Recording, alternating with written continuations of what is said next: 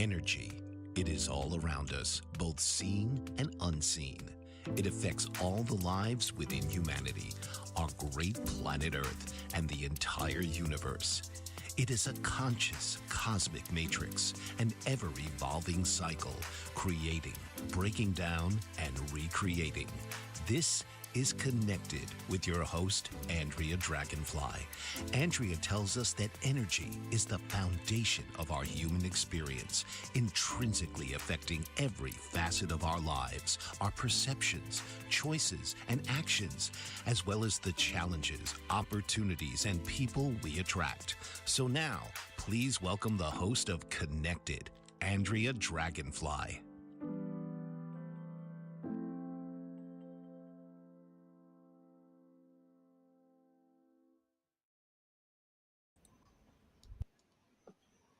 Hey there. Welcome. Welcome to the show Connected. This is episode 40, and we are looking at the holiday season. So happy solstice, winter solstice, Yule tidings, and this is definitely leading up into the Christmas and New Year's, the 12 holy nights. So the show, I'm going to really try to put a lot of stuff, a lot of information into tonight's show. And we are then going to take a 2-week break. So after tonight, we're then going to move into the holidays.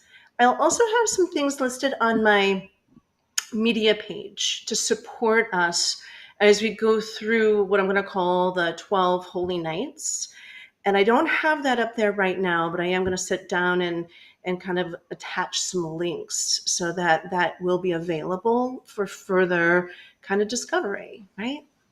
So I'm your host, Andrea Dragonfly, and this is my 40th show. And I have to honestly say that when I started doing this, I was like terrified because I'm not a social media person. I hold a lot of wisdom. I've studied, and I just feel like throughout my life, I've just been a sponge. I've always been driven to learn more and just expand. And I'm always in a class. I'm always with a book. I'm always expanding my knowledge base, right? So there's that.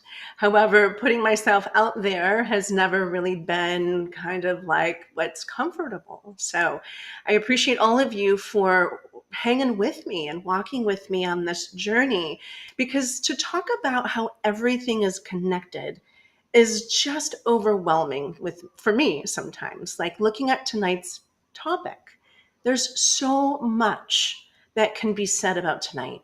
Literally, this needs to be over at least a 4-hour, like 4-week series at 1 hour, but I can literally talk with you about how this is about 300 hours.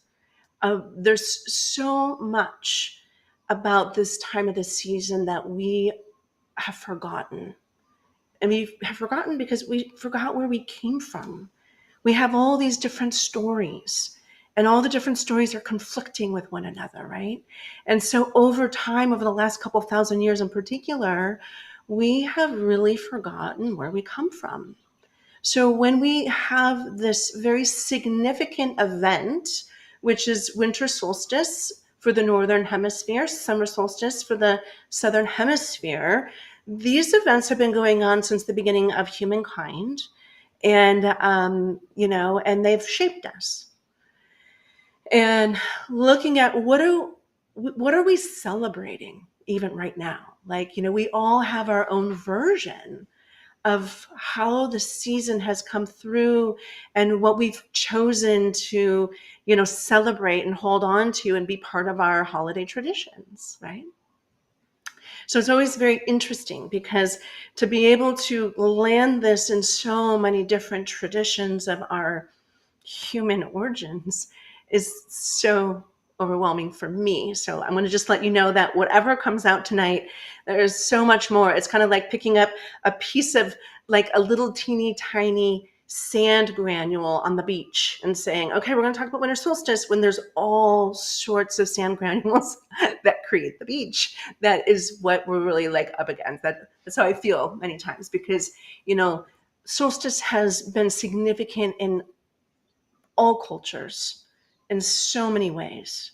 And again, I'm going to specifically focus tonight on winter solstice. And again, we flip that in the southern hemisphere where we're at where the earth is tilted, right? So in the northern hemisphere for winter solstice, the earth is tilted away. We have the least access of the northern hemisphere, has the least access to the sun, so we're tilted away and we have more darkness. And again, we all know this, I don't have to explain too much about this, but in summer, southern hemisphere, summer solstice, the earth is tilted towards them, right? Towards the sun in that way. So they're getting the most amount of sun.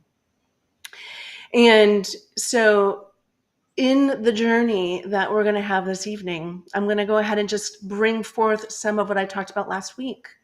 And last week was about plant medicines, and it was about the origin story of St. Nicholas or Santa Claus. And of course, the names are going to be different in different cultures. But really, we were looking at plant medicine as the Amanita muscara mushroom, the red and white mushroom that literally lives under the evergreen trees in the forests. They're in Colorado.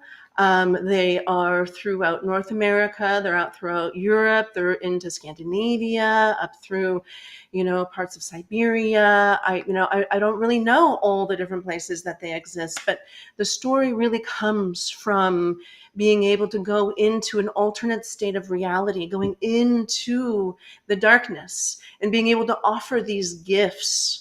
And I talk about how within the Sami community or the tribal of the Scandinavian, and that's just one of many.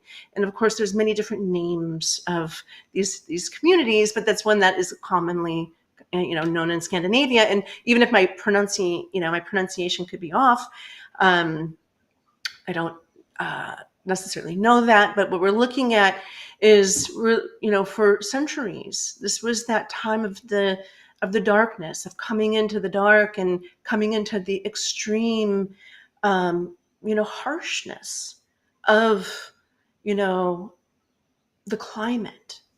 If the crops didn't grow enough food, there's the possibility of confronting, starvation, of course, even with hunting and whatnot. And so one is really at the whim of the elements during that time.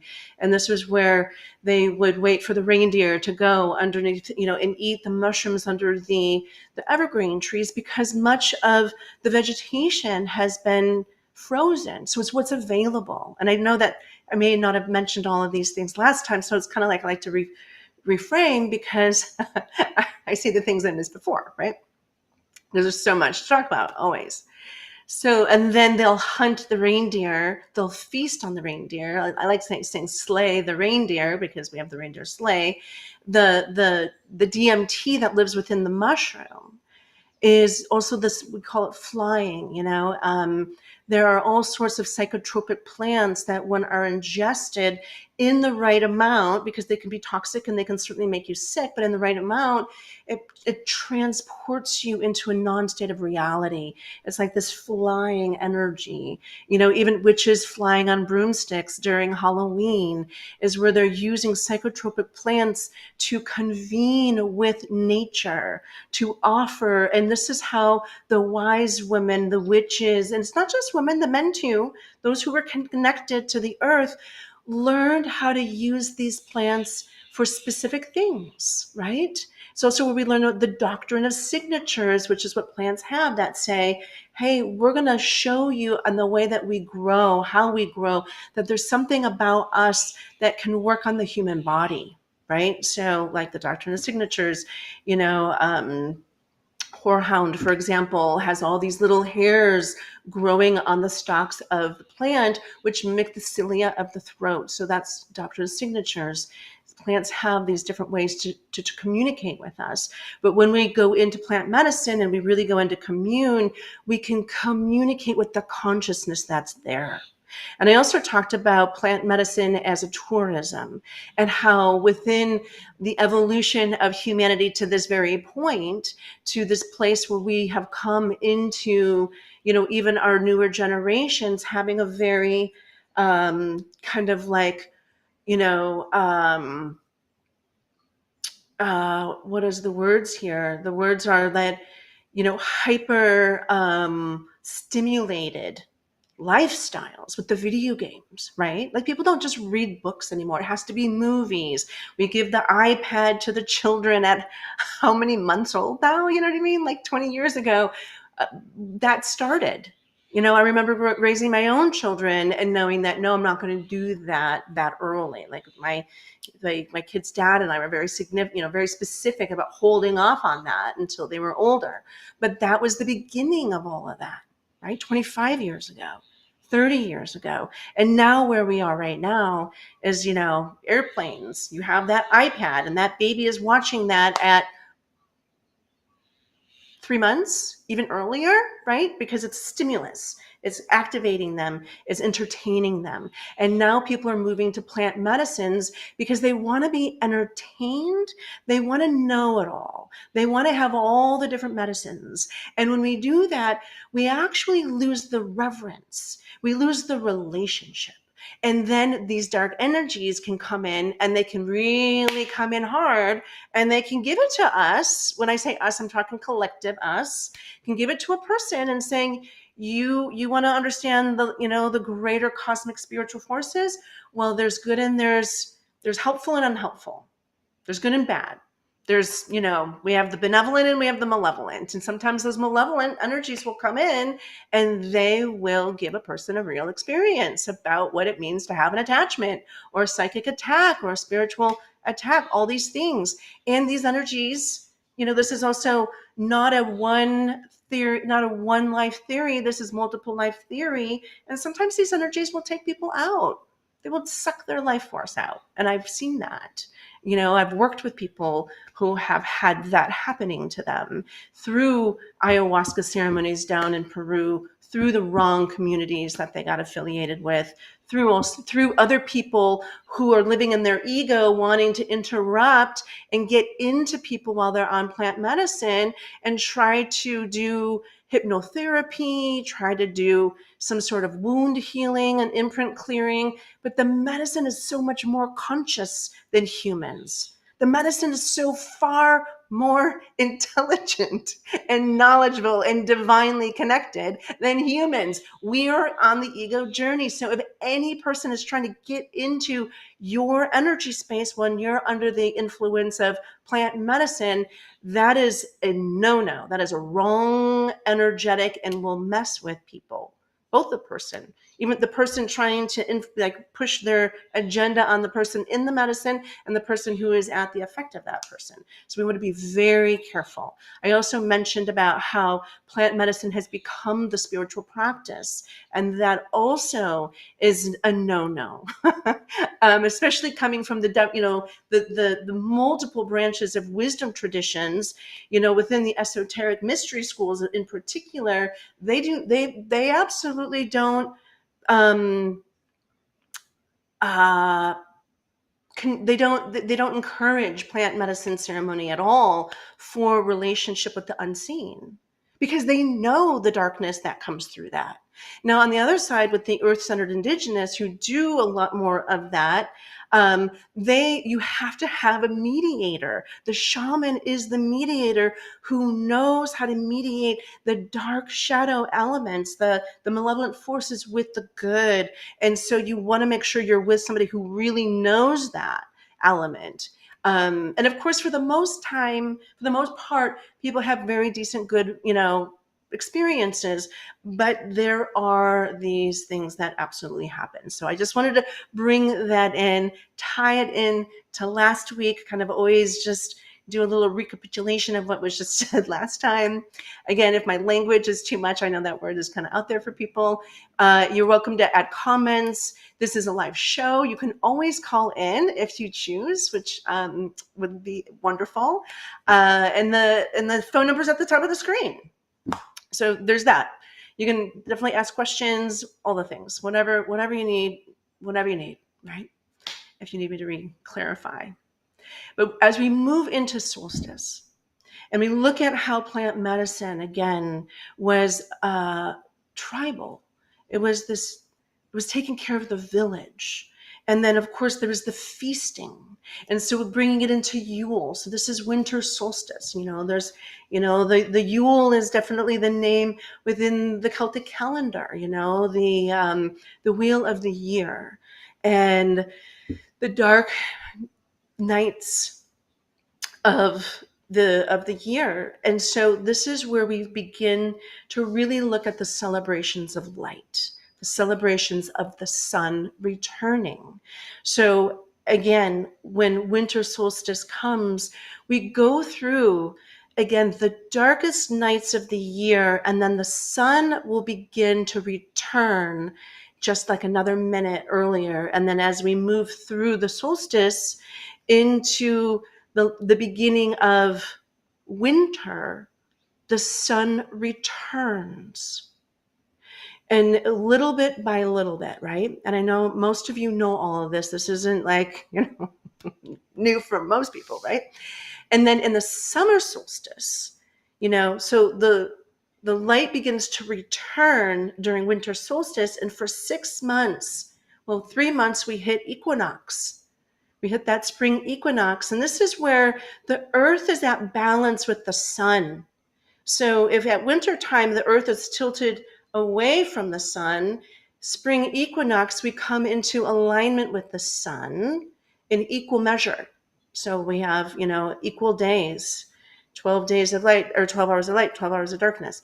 And then we move into summer solstice, and then the earth tilts into the light, and we have more light than we do. And then when we hit summer solstice, we begin to lose our light again. And so with you all and a lot of the northern pagan communities, earth-centered communities, they talk about the fight or the battle between the Holly King and the Oak King, right? And so the Oak King is the king of the spring and summer.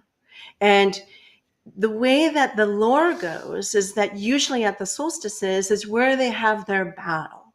And then, of course, no, there's a lot of lore around this. And so different cultures are going to people are going to celebrate it in different ways because, of course, summer solstice, this is Lithia. This is the time of the sun. This is the time of the strength of our energy. And so ultimately it's the time where the Oak King is the strongest, but it's where the Holly King kind of wins the arm wrestle. And then it's the waning period of the sun, and they move into the darkness of where the Holly King becomes at its strength and moves into the darkness. And so the oak and the holly, and of course the holly is the greenery that is most, that's not an evergreen, but is certainly prolific around the northern areas of the hemisphere with the red berries, right? The red holly. And so it's very seasonal, exactly. And the oak, of course, in its full canopy of greenery is, at its strongest during the summertime, right? So it moves back and forth. So it's the battles between the green man, the Oak King, and Old Man Winter, right? And so it's how things shift. And so everything is about the light. Everything is about the sun.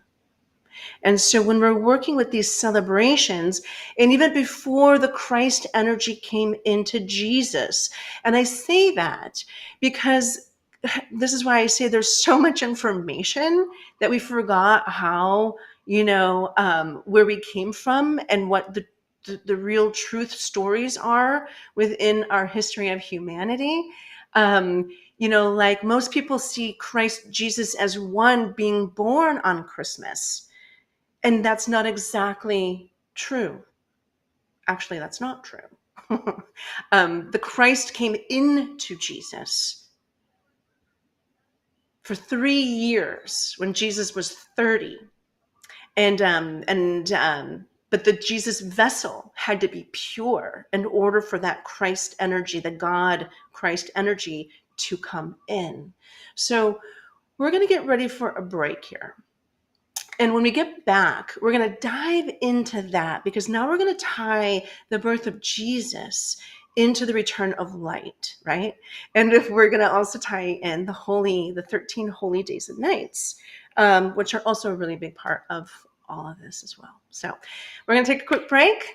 Go ahead, do what you need to do. I'll see you back here in 2. All right. What if there were a super tiny device that could diagnose the brain and is smaller than a single human hair?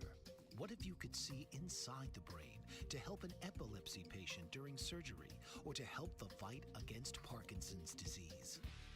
Dr. Patricia Broderick is proud to announce the Broderick Probe, a biomedical and electronic breakthrough. Imagine a probe to help with the understanding and potential cure of brain-related diseases. To learn more, listen live to the Easy Sense radio show with host Dr. Broderick, Wednesdays 7 p.m. Eastern on the Bold Brave Media Network and TuneIn Radio. And to help support the Broderick Foundation, please go to EasySense.com and learn how, with your help, we can fight these horrific brain disorders. That's EasySense.com to learn more and help support the Broderick Foundation. Author, radio show host, and coach John M. Hawkins reveals strategies to help gain perspective, build confidence, find clarity, achieve goals. John M. Hawkins' new book, Coached to Greatness, Unlock Your Full Potential with Limitless Growth, published by iUniverse. Hawkins reveals strategies to help readers accomplish more. He believes the book can coach them to greatness. Hawkins says that the best athletes get to the top of their sport with the help of coaches, mentors, and others. He shares guidance that helps readers reflect on what motivates them. Rediscover and assess their core values, philosophies, and competencies. Find settings that allow them to be the most productive and track their progress towards accomplishing goals. Listen to John Hawkins' My Strategy, Saturdays, 1 p.m. Eastern on the BBM Global Network and TuneIn Radio.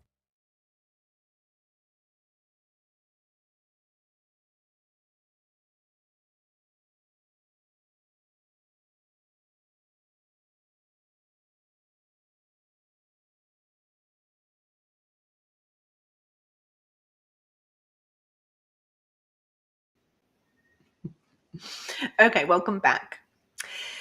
All right, so we're looking at bringing in the light, the return of the sun.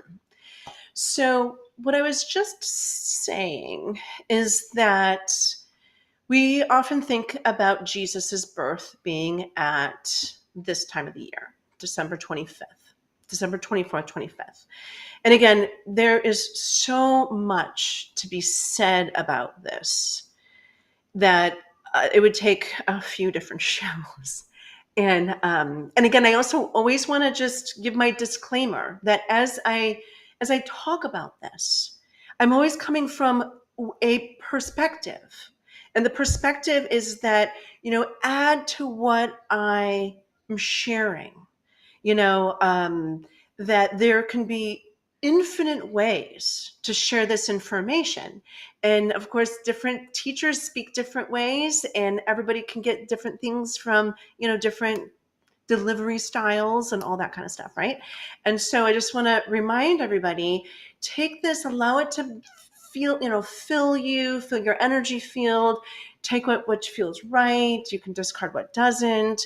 And but the thing is that there's so much information, and if we think about where we are in humanity and where we've come from, and it's been 2,000 years even since Christ came into Jesus, then there's all the time before that, thousands of years before that even happened, right? So a lot of things have been going on. Humanity's been doing humanity for a while here. And so there are different wisdom traditions, there are different mystery schools, there are different ways of understanding how all of this has been put together.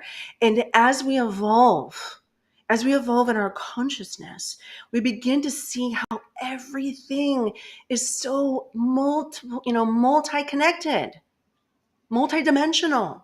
there's like, you hit one thing and then expands into another and expands into another and another and another. And it's like boom, boom, boom, boom, boom, boom, boom, boom, boom, boom, boom. And then you see all these interconnected energies that are all around this.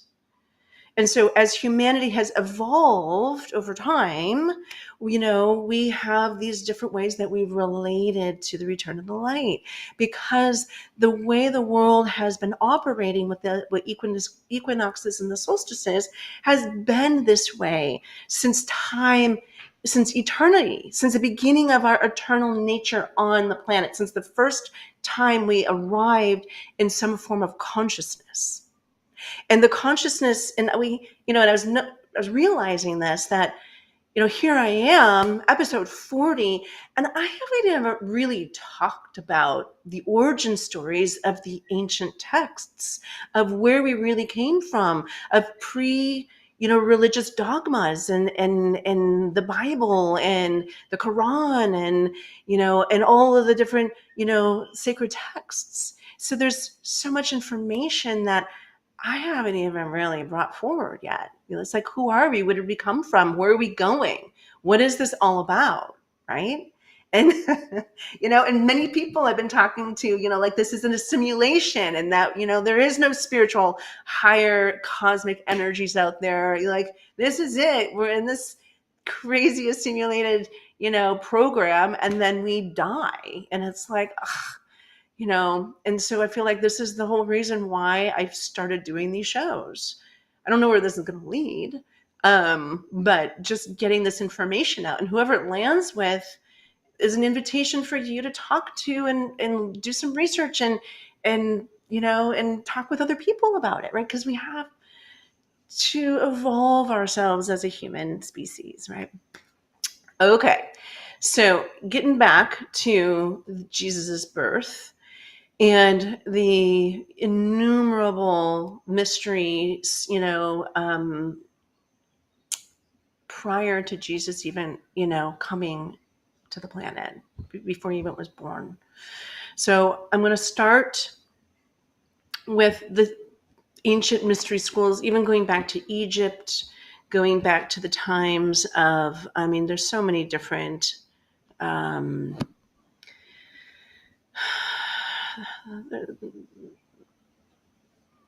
we can really, mystery schools of Egypt, of the Eleusinians, of the Asian Minor, of old Babylon and Chaldea, and the Mithras cults, and even the old Indian mysteries of Brahman and whatnot. So we're really looking at the span over time of when, I have not talked at all about Atlantis. I haven't talked at all about Lemuria. And so this is where we have the fall of Atlantis, and how we have the different sages going out into different parts of the world at that time, post-Atlantean, and how these different mystery schools have evolved. And the very first one was within the pre-Vedas, within India, right? So we're looking at over a period of time. And what we know is that during the solstice, the winter solstice in particular, and it doesn't matter if you're in the lower hemisphere, upper hemisphere, it's the time when we are turned away from the sun, that there is a very specific energetic that is happening. And it's really that stillness, it's that darkness. And we come into this place of darkness, and the darkness for time immemorable has been about this preparation. It's a preparation that is about where we're ready for a great awakening into our own higher selves, that we go inside to find the light. And because we live in this world where have become so externalized, we live our lives looking out, and everything that we are bringing into our inner world is a reflection of our outer world. So we live these externalized lives that say, oh, well, whatever's happening out there is our reality, which is an illusion. It's Maya, is another word for that. And it doesn't mean that it's not existing, but how we perceive it is an illusion because it's so much more. What it is that the external world is just a part of what there is to discover in the internal world.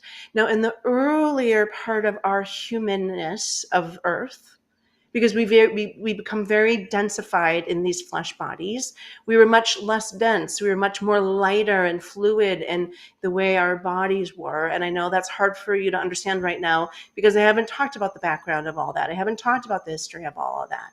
However, in this case, we had the eternal light that came from within us.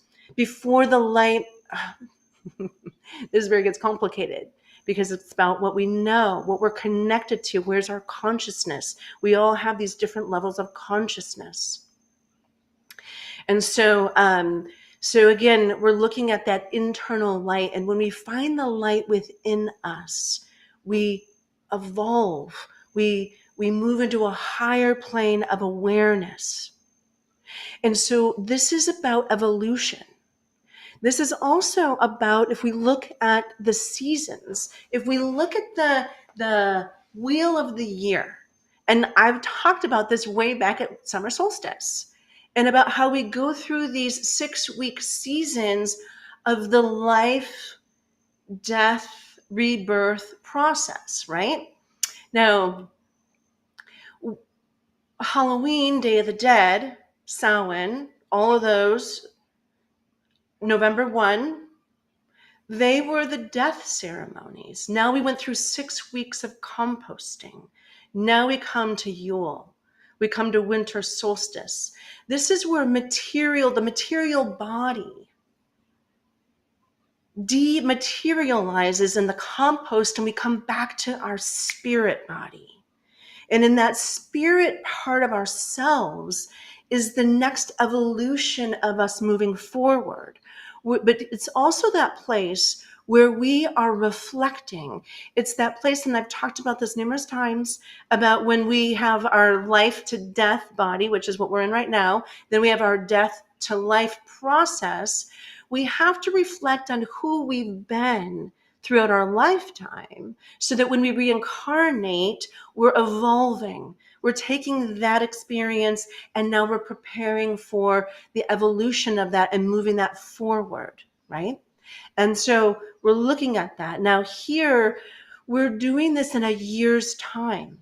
The great initiates of the mystery schools, they were working this in an annual way, about really looking. And so during the time of the winter solstice, during the darkest time of the year, it's like really for 3 days. And after that third day, the light begins to return sooner. And so they would, on that middle night, which is the solstice night, they would sit in stillness and in darkness, and they would really connect into the depth of their own light. And when they would find that light, there would be, and this is recorded throughout history, there would be these tones, these resonant tones, the like almost like the angels, the allies of the benevolence are coming in to remind us that we are eternal light and that we are evolving from this, right? And so it's about finding the Christ within us. Now, Christ is of the high benevolent God energy. It's creation energy. So it's about learning to be and understand the creation that lives within us. Now, by all means, there's so much about Christ that I have not even talked about, but I'm figuring out how to talk about it, because it's not from the dogmatic scriptures or how we perceive them. It's from a whole nother level of energy. It's not, and the Christ in coming in is to remind us that it's not just about me, and it's about we. And how do we take care of each other, not just ourselves? And that's the unconditional love, the compassion, the forgiveness that I've been also talking about. But the Christing also through, all of that, and I'm not going to go through I'll go through this at a future date, but I'm just going to give a little snap, like a little piece here, is about how that creation energy also lives within the earth. Christ went into the earth to resurrect life, to bring the consciousness back into the spirits of our earth allies, even to bring us forward, bring us into that place of recognizing that we are creation and that we can evolve. And it's taken a long time for human consciousness to kind of get some of this. You know what I mean? It's taken a long time to get us to where we are right now, right? Because we've had many different ways we've had to go through this. Now, so it's that celebrations of the light. It's the celebrations of finding the life within. It's the stillness. It's the darkness. And really the initiate of these greater mysteries is to be a true knower, to truly know. One must have knowledge not only of what is happening on the earth for thousands and thousands of years, but also be able to survey. And I'm reading this from some of Rudolf Steiner's work on Christmas and the Holy Nights and whatnot, and how this all came to be but through these initiates is that it's also to look at the evolution of humanity. How did humanity come to this place?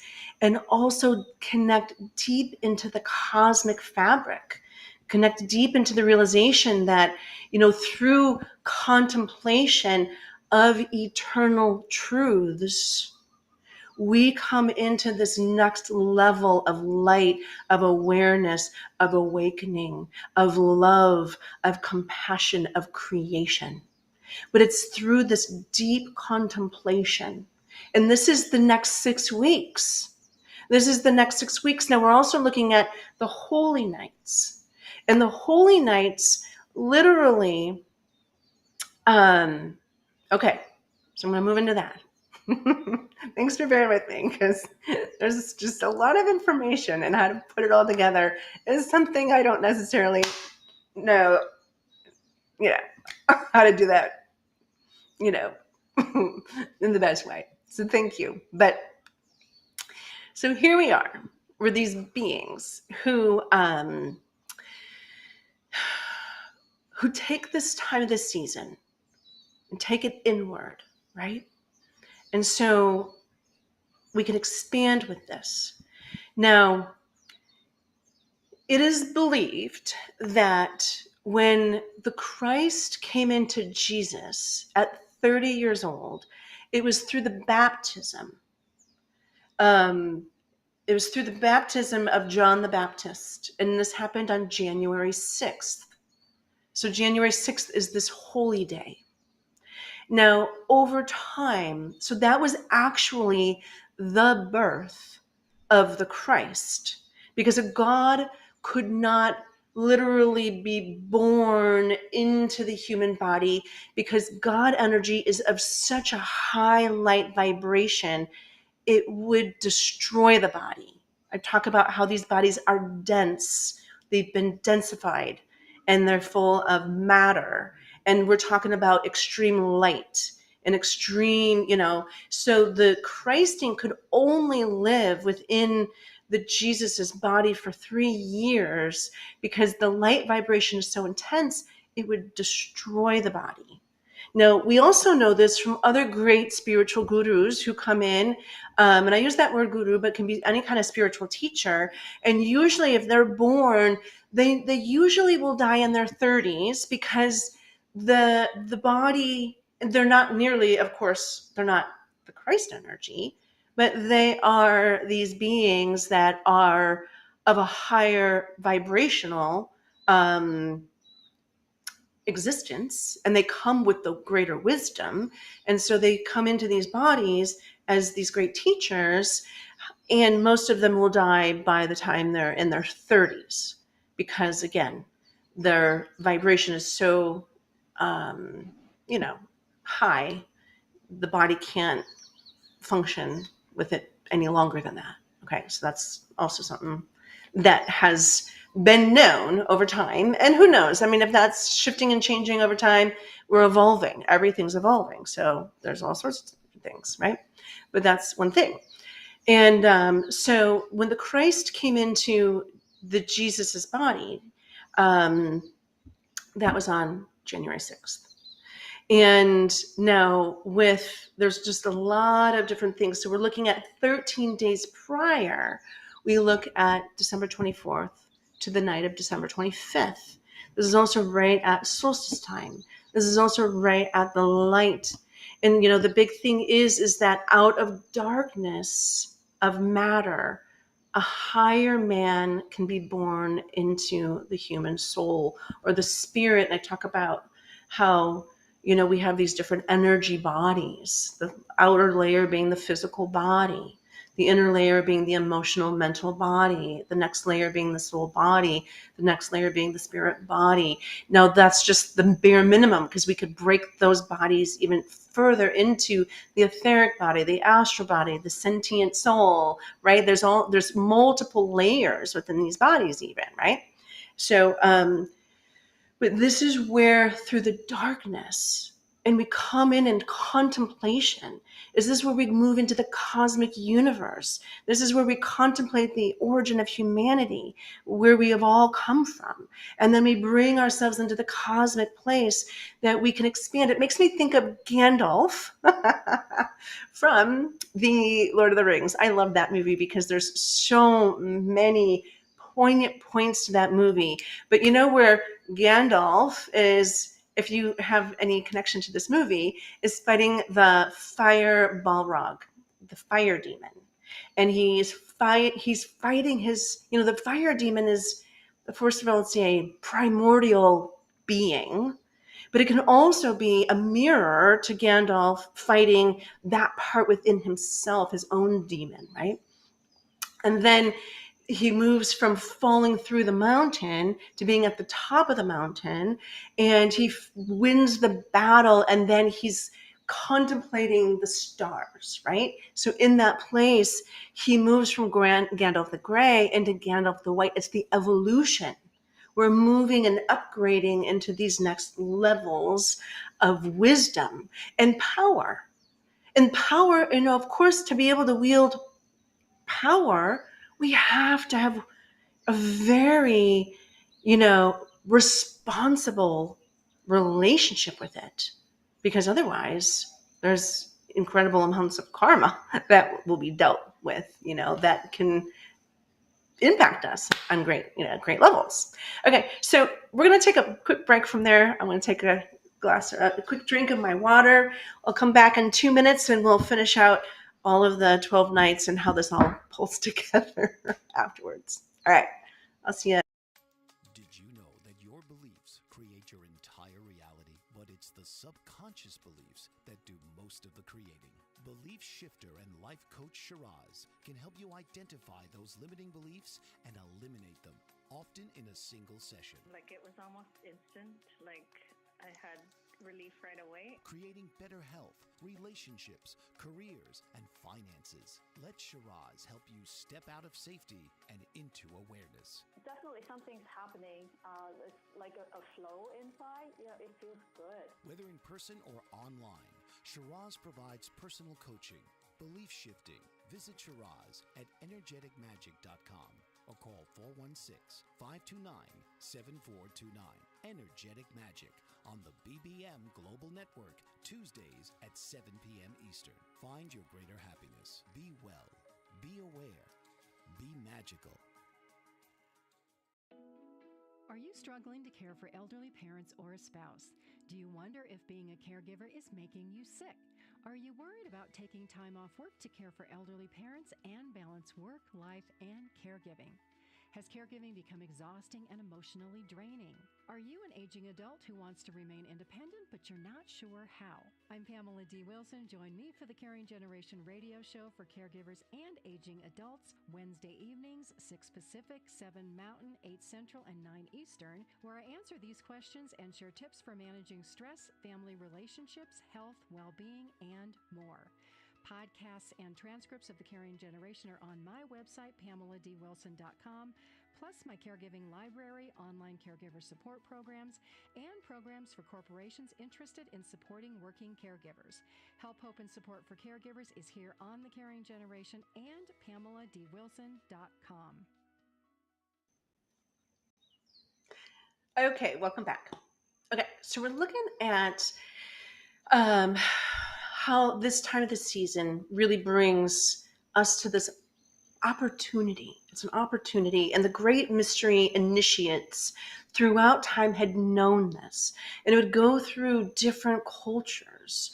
And each one, so this is where we're getting our wisdom. This is how we're evolving. This is how we're moving humanity along.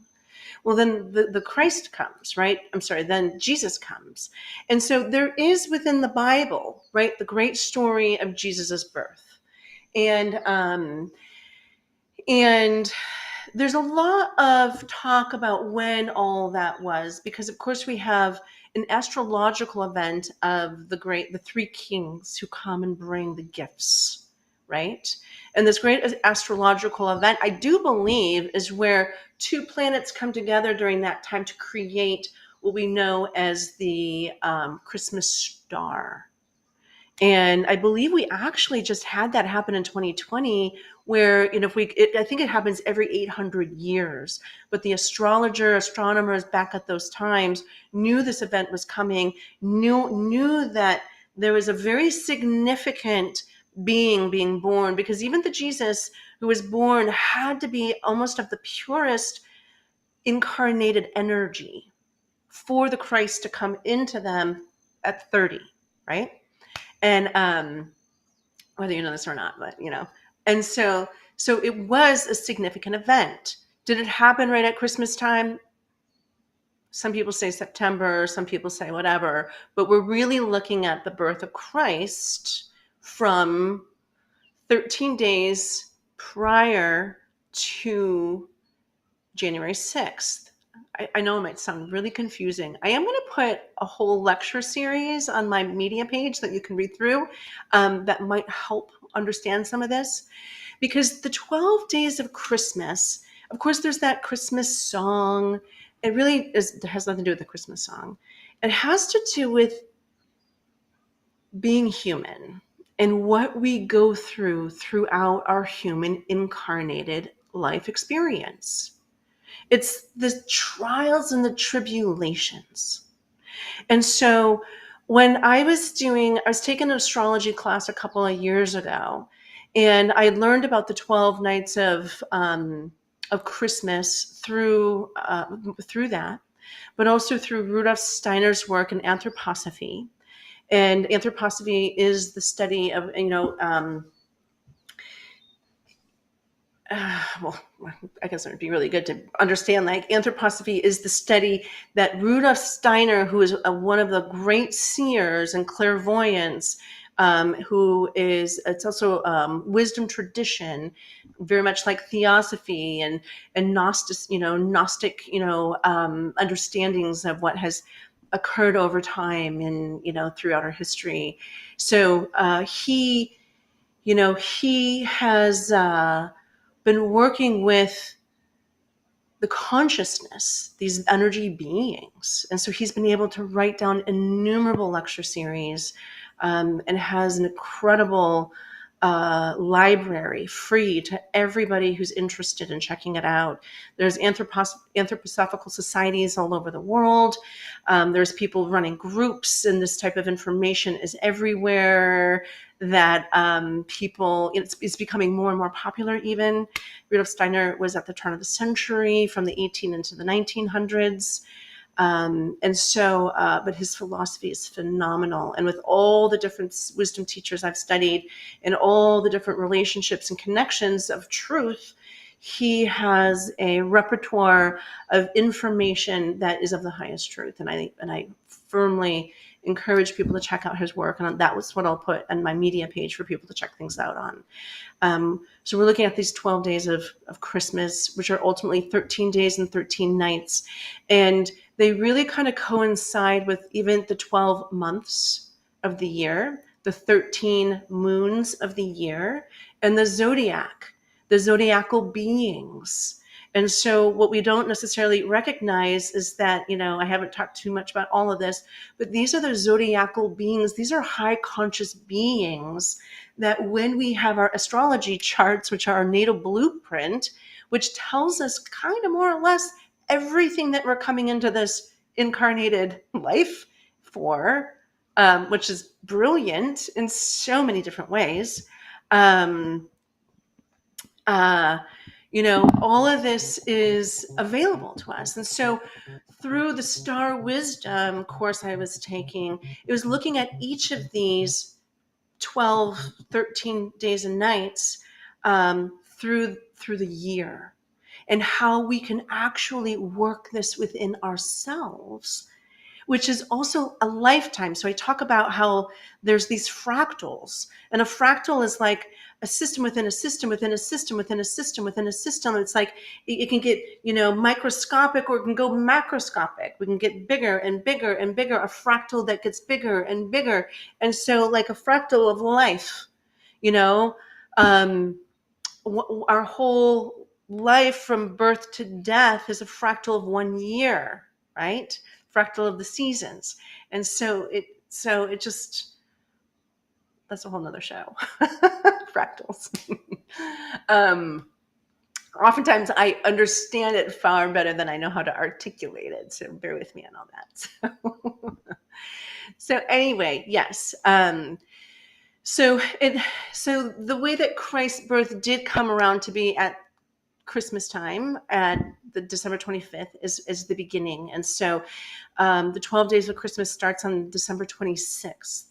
And it's this how we humans kind of walk through our life incarnations, and how we are tempted even by that Luciferic Ahrimanic forces I talked about several shows way kind of at the beginning, towards the first 1/3 of the shows available.